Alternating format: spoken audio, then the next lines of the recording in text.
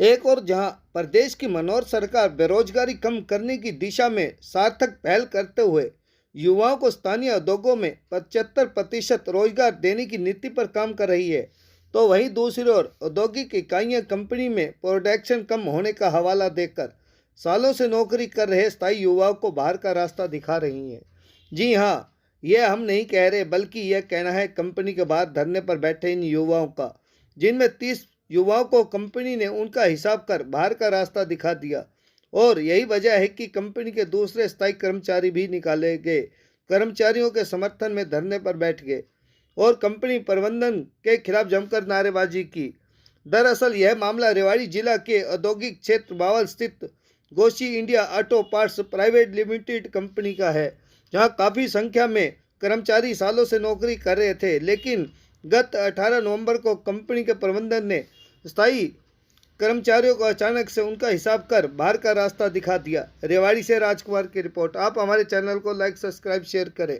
आवाज दो, आवाज दो, गोशी मैनेजमेंट, गोशी मैनेजमेंट, गोशी मैनेजमेंट, गोशी मैनेजमेंट। मेरा नाम जसवंत है जी।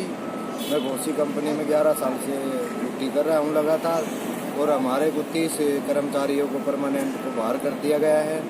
और ये भाई हमारे विरोध में यहाँ आ गए हैं, रोज प्रदर्शन कर रहे हैं। कुल कितने कर्मचारी बाहर किए? 30 कर्मचारी हैं जी, कुल 230 हैं टोटल परमानेंट कर्मचारी हैं। 30 बाहर किए हैं? 30 बाहर कर दिए सर। 230 विरोध में साथ दे रहे हैं। 200 विरोध पर साथ दे रहे हैं। क्या कह रही है कंपनी अभी? कंपनी कुछ भी बात नहीं कर रही थी। अभी मंत्री जी से मुलाकात की आप लोगों ने? मंत्री जी से करी थी जी। मंत्री जी ने भी यही कहा है, अपने बातचीत चल रही है, उसके बाद में हम बता देंगे, जो भी फैसला होगा सही होगा। क्या लगता है कंपनी का रुख क्या है अभी? कंपनी कुछ भी फैसला करने को तैयार नहीं है जी। कब तक बैठोगे आप लोग यहाँ? हम तो जब तक हमारा सही काम नहीं होगा जब तक बैठेंगे जी, लास्ट तक। भगत सिंह है और मैं इस कंपनी के अंदर 12 साल से काम कर रहा हूँ। जैसे हमें पता लगा 18 तारीख को हम ड्यूटी के लिए आए थे, उस समय इन्होंने क्या किया कि हमें गेट पर रोक दिया और हमारे अकाउंट में पैसे डाल दिए। पैसे डालने के बाद में इन्होंने हमसे बोला कि तुम्हारा गेट क्लोज हो चुका है, हमने तुम्हारा हिसाब किताब तुम्हारे अकाउंट में डाल दिया है। हमने इनका इस चीज़ का कारण पूछा तो इन्होंने हमें कोई कारण का कोई जवाब नहीं दिया।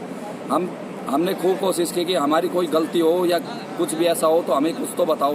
इन्होंने कुछ नहीं बताया हमें। हम यहाँ पे धरने पे बैठ गए। साथ में हमारे जो साथी अंदर थे, उनको जैसे ही हमारे बारे में पता चला वो भी बाहर आ गए और हमारे साथ धरने पर बैठ गए। फिर उसके बाद मैनेजमेंट ने फैसला किया कि हम आपसे बातचीत करके आपस में फैसला करते हैं। लेकिन हमें 5 दिन हो गए यहाँ बैठे हुए, लेकिन अब तक कोई सुनवाई नहीं हुई है। और कल का जापानियों का टाइम मांगा था, जापानी उस टाइम पे नहीं आए और हम सभी बंदों ने लास्ट में ये फैसला किया कि हम स्ट्राइक पे बैठेंगे और जब तक हमारा काम पूरा नहीं होगा, हमारी मांगे स्वीकार नहीं होगी, तब तक हम यहाँ से नहीं हटेंगे। कौन सी राशि अकाउंट में डाली है जिसका जिक्र अभी आपने किया? 2,07,000 रुपए डाले हैं मेरे अकाउंट। किस चीज के पैसे डाले? ये जो हमारे कंपनी में जो हमारा बोनस वगैरह जो कुछ बनता था, जो हमारी यानी एक तरह से बाहर का रास्ता दिखा दिया। बाहर का रास्ता दिखा दिया इन्होंने हमें। अब क्या लेकिन अब हम कहाँ जाएं? अब इस उम्र में हमें कौन कंपनी, दूसरी कंपनी हमें कौन जॉब देगी? क्यों दिखाया बाहर का रास्ता आपको? ये चीज तो बता नहीं रहे ना वो हमें। कोई तो वजह बताई होगी। ये बोलते हैं कि हमारे पास है ना बिजनेस कम है, लेकिन हम जैसे हम अंदर काम कर रहे हैं, हर बार हमारी प्रोडक्शन बढ़ाई जा रही है।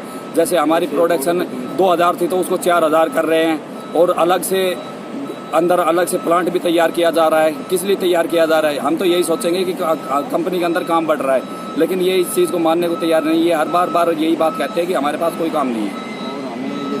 क्या नाम? जी, मेरा नाम जयपाल यादव है। धरने पर बैठे हो क्यों?